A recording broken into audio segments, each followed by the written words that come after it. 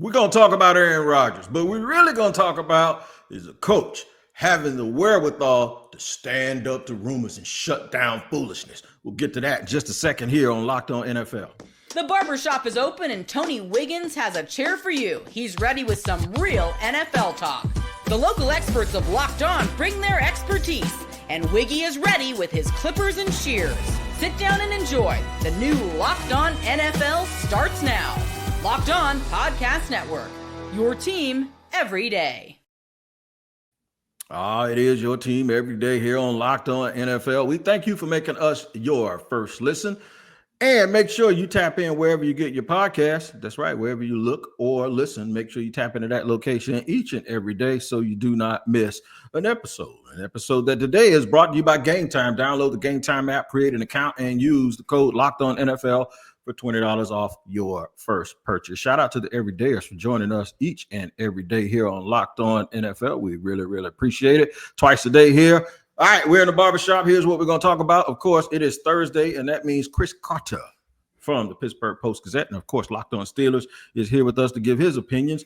Here's what we're going to do. We're going to end up talking about who needs rules. Yeah, rules changes, and some of the teams that made the playoffs, they don't like the way things are set up, so they want to change. I'll find out if Chris is cool with that or not. Will Justin Fields turn the corner in New York? There's no better place to ask than Chris because he knows Justin Fields very, very well. It's the third stop, man. So, this has to be the one. And I think he has the wherewithal to do it. We'll just have to see. But we're going to start saying who will Aaron Rodgers play for? And, Chris, before I even come to you, man, I'm going to play a clip, right? I'm going to play a clip from my man, Luke Braun, up with Locked On Vikings.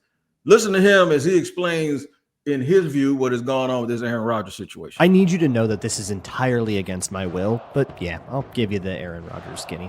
That seems to be the thing that most people are talking about, that people want to know about. Okay, I've got a couple of thoughts, but the long and short of it is I still don't think that this is really close to happening at all. I think Aaron Rodgers is using the media and this idea of the Vikings to try to drum up more leverage and get a better contract from like Pittsburgh or whatever. I've been really whiny about this because I do think that it's a very transparent play by one side to like get a better contract. And I think that we're really bad at recognizing when media is lying to us. One interesting thing they reported that, I don't think that anything in there is like lies. I don't think Diana Rossini is being like a dishonest reporter or anything like that. I think she's getting her information very clearly from a specific source, and I think we just need to keep that in mind when we compare her reporting to everybody else's. The source of the information is very important, right? It's like watching a commercial for a cereal brand that says that it's really good for your heart. Well, of course they say that. They've got a vested interest in, of course, Aaron Rodgers says that the Vikings are interested in Aaron Rodgers. He has a direct financial incentive to make everyone want to think that. Chris, you can't get played if you ain't in the game. And so far, it sounds like Minnesota is ready to say, we ain't in it. The Giants are ready to say, we ain't in it. Do you think Luke is on to something? Is it Aaron Rodgers has a ton of money. Do you think that's it, or you think it's just ego?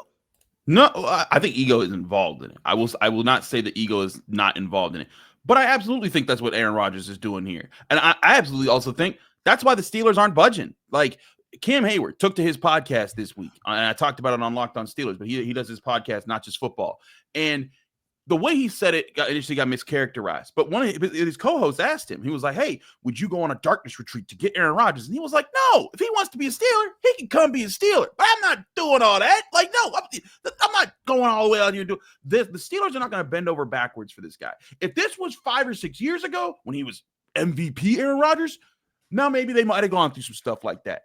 But he ain't that dude no more. And so I think like everyone says, oh, he's holding the Steelers hostage. And I think the Steelers are like, you know what, buddy? We know that 2025 ain't the year. Like everything that I've been talking about on Locked On Steelers is that 2026 is the year they're going to make their trade up, go get a quarterback in that draft class because that's projected to be a much better quarterback draft class to pick from. And I think they've been preparing for that since the end of last season. Not even the end of this past season, but like the end of the 2023-2024 season. So That's when they signed Russell Wilson and they went and got Justin Fields. I think their hope was that one of those guys would have lasted 2 years and then gotten them to the 2026 draft so that they could go get their guy in that year. Because I think they have an eye on a few guys that should come out in that draft class. However, I do think also that they're looking at Aaron Rodgers right now and they're like, look, we like you. We think if you come in and you do what we tell you to do, we can have some good, nice moments, some nice wins, get back to the playoffs, and you can have a glory year better than you'd have with the Giants or the Jets or name of the other franchise that hasn't made the playoffs in a while.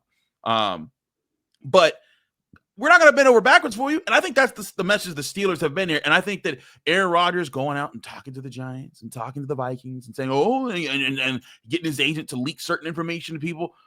Look, again, there are Luke brings up a good point. Dan Russell is not being dishonest. She is reporting what she's being told, which happens all the time. But part of where there needs to be more education in this country on a number of levels, not just in sports, is understanding how media works and when a report happens. And there's times where even like when I get something and I say something, I provide context. I'm like, hey, this is being said right here, but this is what I think about it. This is where I think it's actually going. And I think Luke's 100% right here on that. This is a ploy. This is a push to try to get the Steelers to jump and pay this bigger contract. You saw the Mike Florio thing where Aaron Rodgers is going to get 2 years, $45 million each.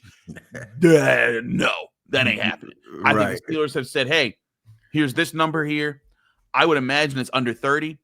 I think if the Steelers were flexing and doing their thing, what they should do, they should make it 20. Here's 20. Take it or leave it. Take it or leave it. You don't want it. You know what? We got Mason Rudolph back.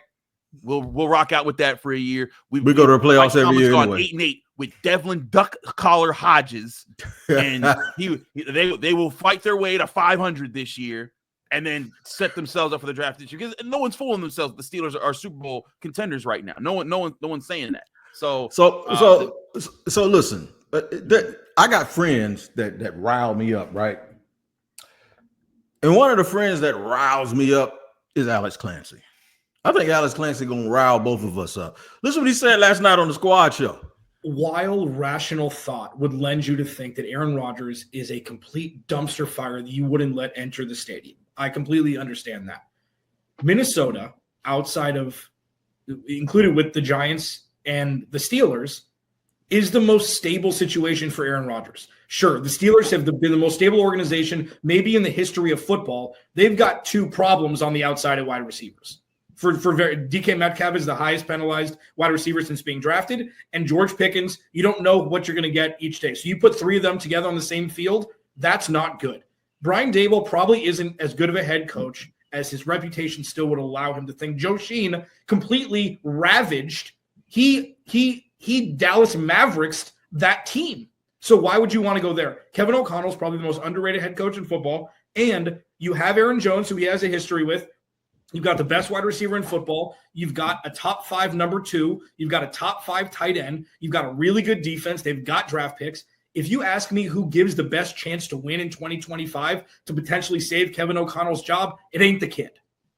He was a project. Yeah. When people said that he was going to draft him at 10, you're like, really? This dude who barely threw the ball, and then he threw a couple beautiful balls during the preseason, and it was great, but this isn't about making friends. This is about winning football games and saving Kevin O'Connell's job. And Aaron Rodgers plus Justin Jefferson is a double-digit win team, in my opinion. So you take the bad with the good, and the good is still there, especially behind that offensive line. So I know it's not perfect, but it's the better of both, in my opinion. Did we watch Robert Saleh get escorted out of the building? Literally escorted without being like able to tell his team, "Hey guys, good luck. I'm sorry this is happening, but they're getting rid of me." Disrespectful in how he said they're a double-digit win team. Did Minnesota not win 14 games with Sam Darnold already?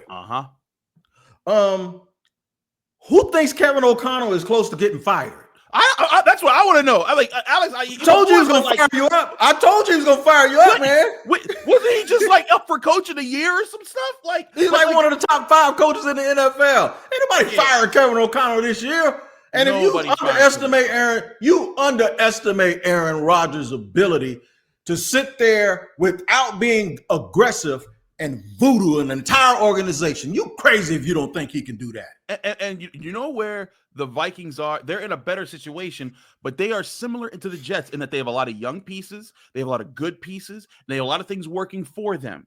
And if you bring in a guy, and this is why I'm like, look, the Steelers, if you can make Aaron Rodgers play ball, I get it. I still think that they shouldn't even be tested this. I still don't understand why they just decide re-sign Russell Wilson, call it a day, and just be like, hey, guys, we're rolling it back, but we know what it is. But Aaron Rodgers nuked the Jets. Robert Saleh wasn't a great coach or anything like that, but they were building something. They were putting pieces together on the defense, on the offense. They have an offensive line that I think could be dangerous this year. And they had Garrett Wilson. And they had things lined up for them. And now they're back to the drawing board. And now they got to restart things. And they're kind of where the Steelers are right now, and that they have Justin Fields, and they're trying to like, okay, let's see what we can do, and maybe they'll take their shot at quarterback next year there. So like that's where I'm at, Wig, is that like if I'm the Vikings, if Aaron Rodgers wants to come and play for a song, like if he wants to just not take a big money and understand that we have something bigger going on here, sure. But if I'm any organization, if that man demands of me, you better go get Alan Lazard. You better go get this. You better fire this guy. Take a hike. Go somewhere else with that. Do not bring that to my house. I love Clancy. Clancy's my boy. The only darkness retreat you go to Pittsburgh is when you put your black uniform on. That's the darkness retreat, okay? There you go. Now, 2 years ago, I sounded just like Clancy because of the talent, because Green Bay wouldn't go out and spend in free agency. They just depended on draft and development. I'm all for all of that stuff, but I can't act like the last 2 years in New York did not happen. I just cannot do it with him sitting up on McAfee. And to say that now after you witness what he just did, nah, man, I can't go for it. I tell you what, though, we're going to see how Justin Fields does in New York. We're going to use Chris to tell us exactly what could be expected, and we're going to hear from John Lee Butchco from the Jets and a clip from the Cowboys. I got to talk about the Cowboys trying to find them a running back. We'll do that in just a second here on Locked On NFL.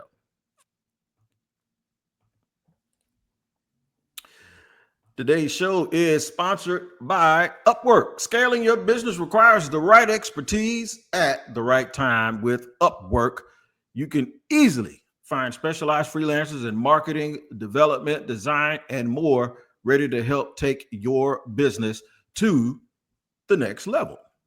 Upwork gives businesses flexibility by connecting them with top freelance talent across multiple industries, including IT, AI, web development, and marketing.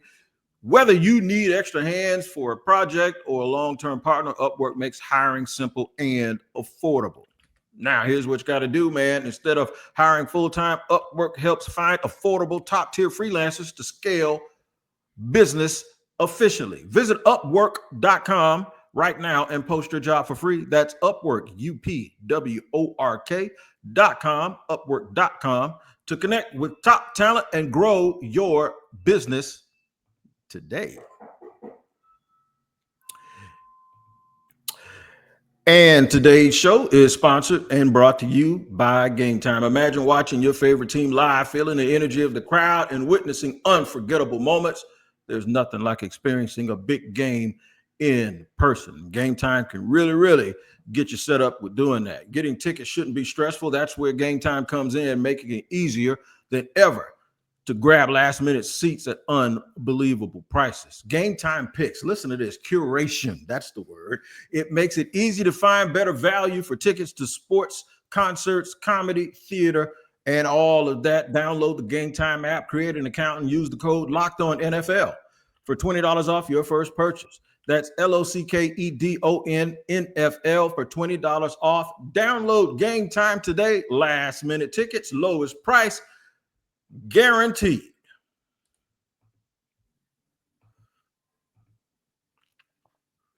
Marching on here on Locked On NFL. Chris, give me your feelings on Justin Fields, man. And I know you wanted him back, but I just think the kid kind of had a bad taste in his mouth and said, you know what? Y'all kind of act like you wanted me, but you kind of played me like you didn't. I'm going to go ahead and move on to another location. Look, I think Justin Fields is in the situation where he's like, this is my last ever big paycheck if I don't make this work. And so reportedly the Jets offered about $5 million more per year and a significant amount more money guaranteed, and that played a big role in it. Because here's the other thing: people mischaracterize Justin Fields' time in Pittsburgh, where they say, "Oh, they took the starting job from him." He was never the starting quarterback. Right. Anyone who covered the team, anyone who was in the locker room, anyone who was going to all the press conferences knew that Russell Wilson was originally the QB1, and he was the guy that they signed first. They traded for Justin Fields only after Kenny Pickett said he wanted to trade, wanted out, and they said, "Okay, we'll send you somewhere else. Let's go get another young quarterback that we can maybe work with under Russell Wilson." Justin Fields was always QB2. Russell Wilson started the season hurt, and so that's why Justin Fields played for the first month and a half. But when Russell Wilson came back, there was some optimism about Justin Fields. And that's where the difference was that, let's take a shot with guys. And Mike Tomlin made that call, and the Steelers saw a boost in the offense for the first two months and some change, because they jumped up from scoring barely 20 points per game to over 28 points per game. That's a significant boost. They were playing really well. Now, it fell off at the end of the season. But I think Justin Fields knows what it was. In fact, when we talked to Justin Fields, he was like, "I didn't play well enough. That's why I'm not starting anymore." He admitted that. So I don't know if it's anything about, scoring towards the Steelers. I think it's more so about, what? I went somewhere where I'm going to get paid more. I can still get a shot to start. And, there's something there. So, and I said, if there's something towards the Steelers, I think it's less about them benching him. And it might be more about Arthur Smith doesn't want quarterbacks calling hot routes and audibles in his offense, which has been well reported as to some beef, why he got into some beef with Russell Wilson. And Justin Fields straight up told us during the season that he wasn't allowed to switch plays. He could check into certain things that they had planned, but he couldn't just outright change a play that he on the fly. So, yeah. We're going to hear from John Lee Butchco and see what his sentiments are about Justin Fields and what they were a little more than a week ago. Check this out. The New York Jets have their quarterback. I'm John, the host of Locked On Jets, and on the first day of free agency in the NFL, the New York Jets have addressed their biggest need, signing quarterback Justin Fields to a 2-year contract worth $40 million. There's been a lot of buzz growing over the last couple of weeks about Fields potentially joining the Jets.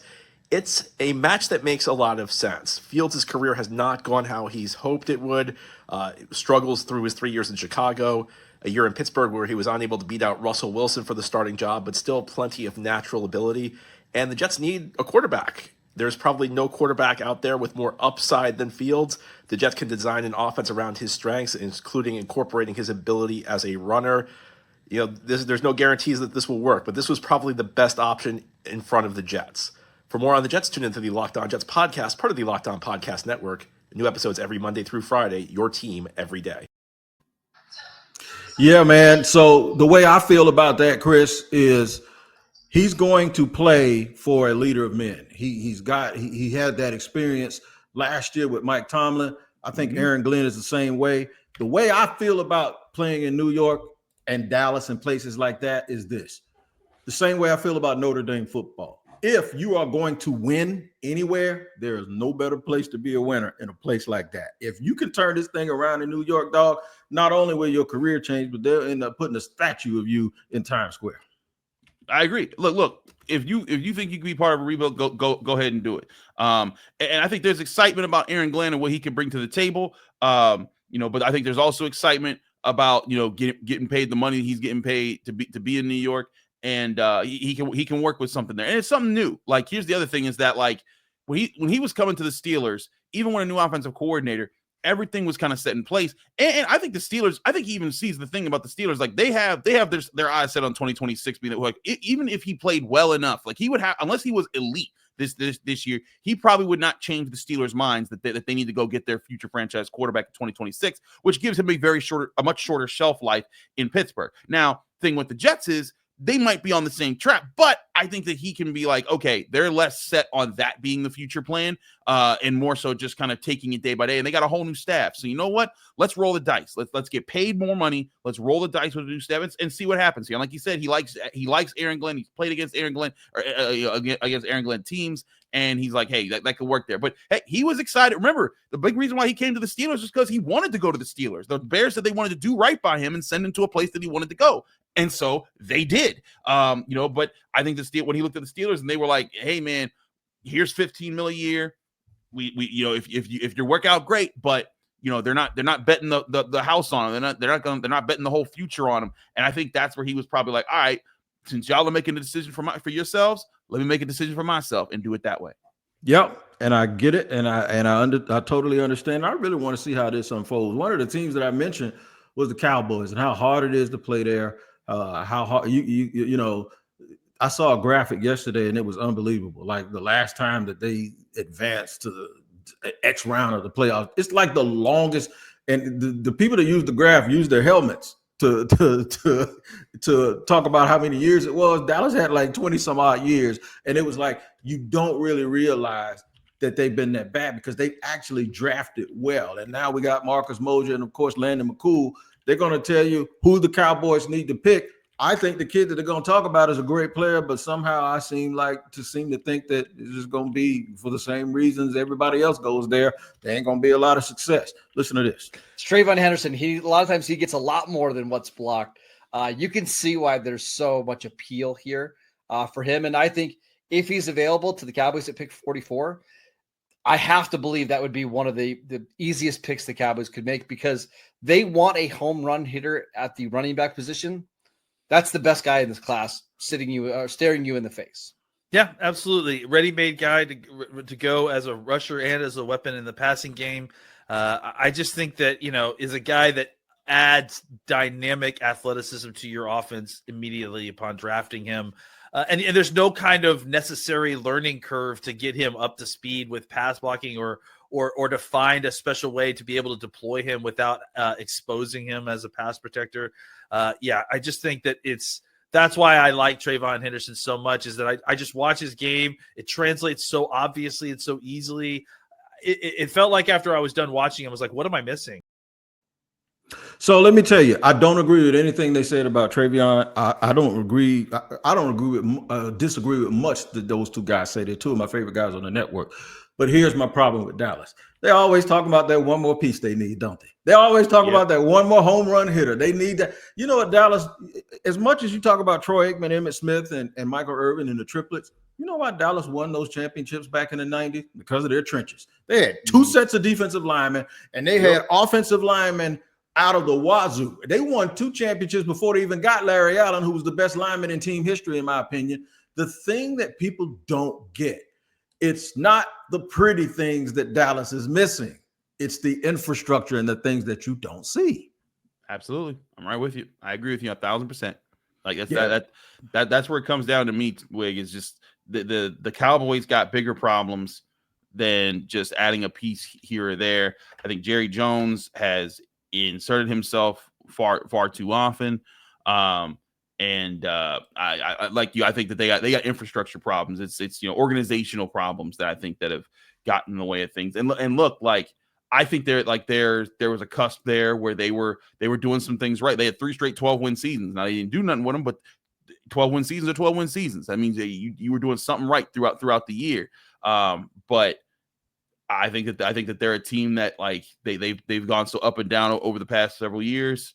I think that they I'm not so sure a piece is going to be what changes things there. Again, I like Dak, I like CD, but I think the core that they have there, like there's times where it's like, hey, if they could get, like, if you put all the pieces together, right, and you're just like, well, you got no line, you got a D line, you got some playmakers on defense, playmakers on offense. You just need a quarterback. That's different, right? Like that's what a lot of teams are when they're trying to get over the hump, and you get that quarterback, and all of a sudden things work. But when you have the quarterback who's not elite, he's pretty good, but not elite, and then you have an elite receiver, and those are the things that you're trying to add to that, and it's just like I just see that as a harder. It's going to take a lot of hits to put them over the top. Whereas like a team that's trying to build themselves up through a lot of other pieces and then make their push at quarterback, I think that when you get that quarterback, you see the boost rise much easier that way. So the point to take it a little bit further, Trayvon Diggs has led the league in interceptions. Isaiah Bland has probably broke the NFL record in pick sixes in 1 year. I think he did. Michael Parsons is one of the best pass rushers. CeeDee Lamb gets 100 catches. I'm tired of them hitting home runs, dog. If we're going to use a baseball analogy, you know what they need? They need a real good defensive second baseman and a good bullpen. With any stuff that you don't sit there and think about, the last thing they need to be thinking about is another home run hit. We got some people that want some rule changes in the league. We'll talk about that. Our squad show really went off on that and did a very, very good job about that. We'll discuss that in our third segment here on Locked On NFL. The NCAA tournament is here, and so is the Bracket Breakdown. Locked On Podcast Network and Amazon Fire TV channels are teaming up to deliver NCAA tournament coverage like never before. Watch studio shows featuring former players and Locked On's local experts as they guide you through every upset, buzzer beater, and bracket matchup. Stream it all for free on Amazon Fire TV channel. Search Bracket Breakdown to see it all for free. It's your team every day.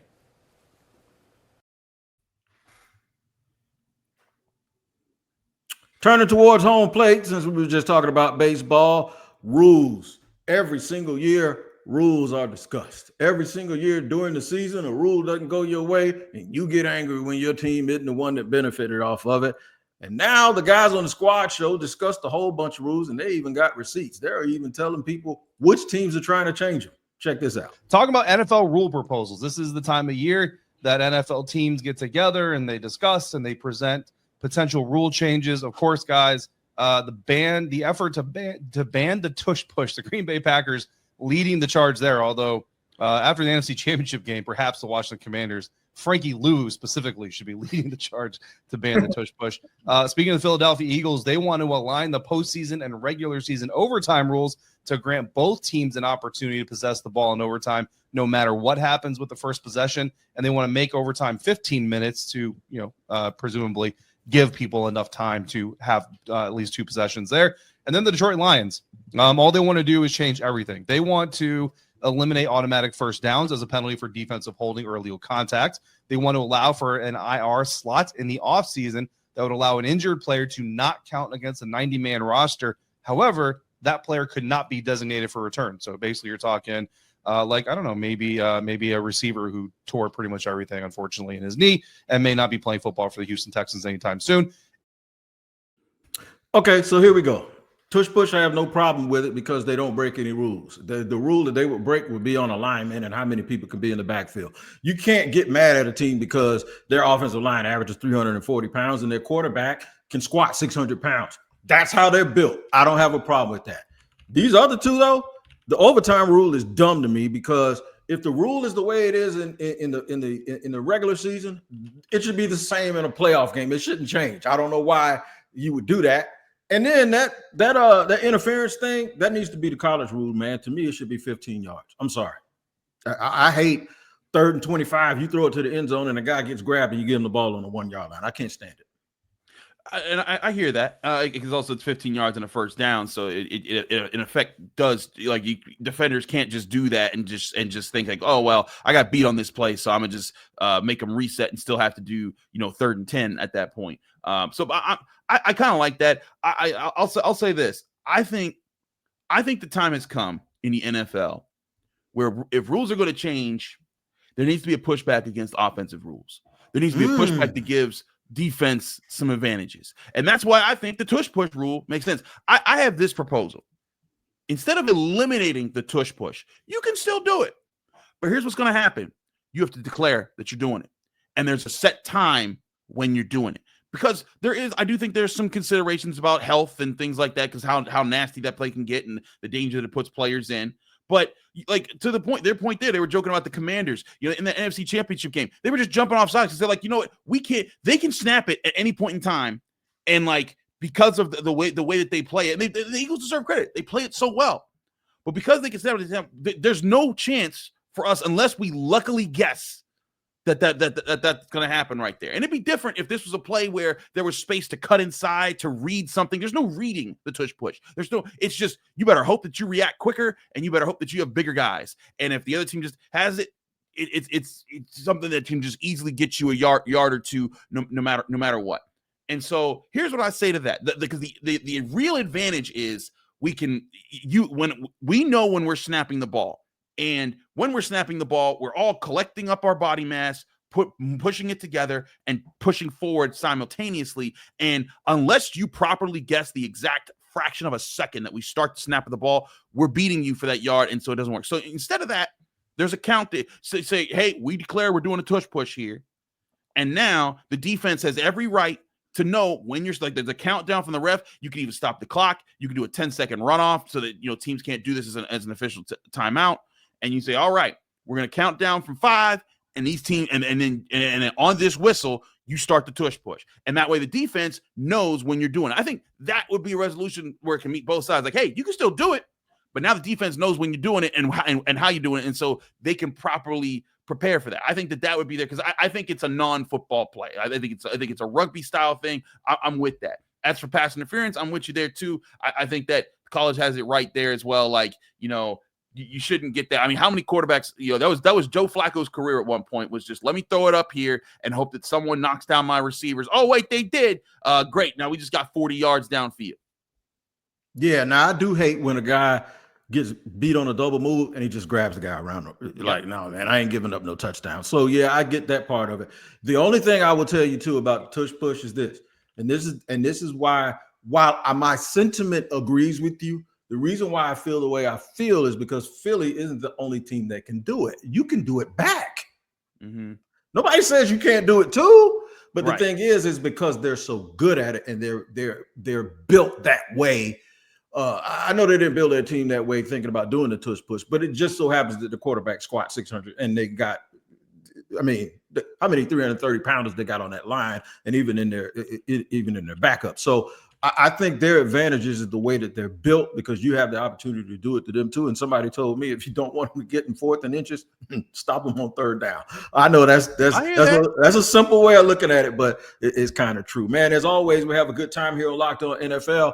It is draft time though. Make sure you tap in to Locked On NFL Draft with Damian Parsons and Coach Keith Sanchez, two guys that can dissect, break it down, and usually are two of the most accurate people when it comes to talking about prospects. It is on the Locked On Podcast Network. Wherever you get your podcast, make sure you make it your second listen each and every day. As usual, we have come and we have conquered Chris Carter, and we are now about to attack the world, and you do the same thing and come back and see us tomorrow here, starting with Tyler Rowland early in the morning on Locked On NFL. Take care.